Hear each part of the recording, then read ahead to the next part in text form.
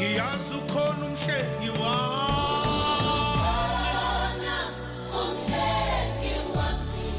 angashiyani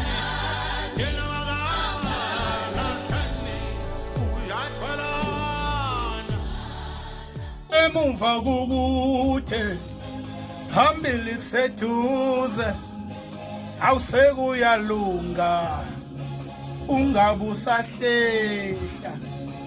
qhubeka phambili wena olikho lungathangala endleleni awungiyala mani isho mnandi kanjalo ukuthi bambelela Zungu bekumele singene kona hawu usho ubusiphelile ingoma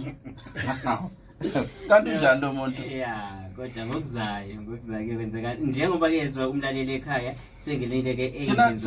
sasibona ulive thina la hawu ngiyakutshela wena mlaleli ngasekhaya sinaye ebukhoma uNathi K yena yedwa impela uJesu uyathwalana phela ingakho ke uzwa singene ngayo sikunikeza ke yona ke insizwa la sinayo ey'ndlu zokusakaza live khoma emsakazweni ikhwezi ifunana okwaphezulu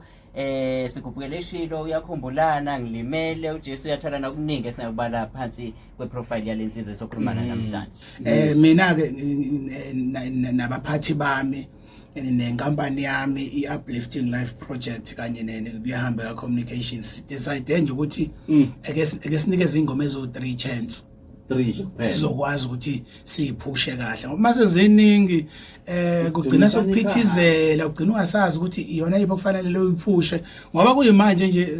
besingabantu abadidekile kodwa kwasekuvela ukuthi uJesu uyathwalana ngoba nama challenges amaningi kakhulu ebese ngenza ukuthi ayi no ngeke man sesiside isikhathi umuntu esendemeni sizama kodwa siyabona ngathi akwenzeki sabona ayinoko ayikusho ukuthi lento lena kahle kahle akuyona yethu umuntu akavela ayiyeke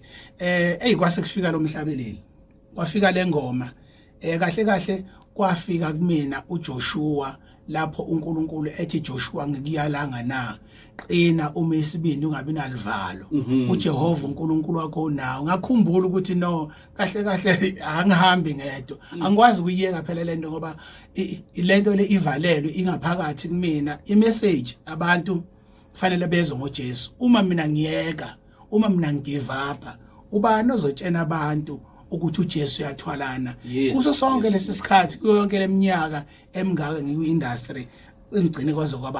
kwaba kalokho uNkulunkulu unecebo ngempilo yomuntu yes njengoba esho lapha na kuJeremiya ukuthi ngakwazi uselihluli esiswini sika mama wakho ngakugcoba ngakungcwelisa ngakwenza umprofeti phezukwezizwe nanokuthi ke nginamacebo amahle ngawe hayi amacebo okukulimaza kodwa amacebo okuphumelelisa ngibambe lokho ukuthi no kahle kahle into okuyiyona esustaina umculo wegospel izwi maliphile kumuntu ocula igospel ngoba mawunakusisa kahle nje engomeni zami mina ngicula izwi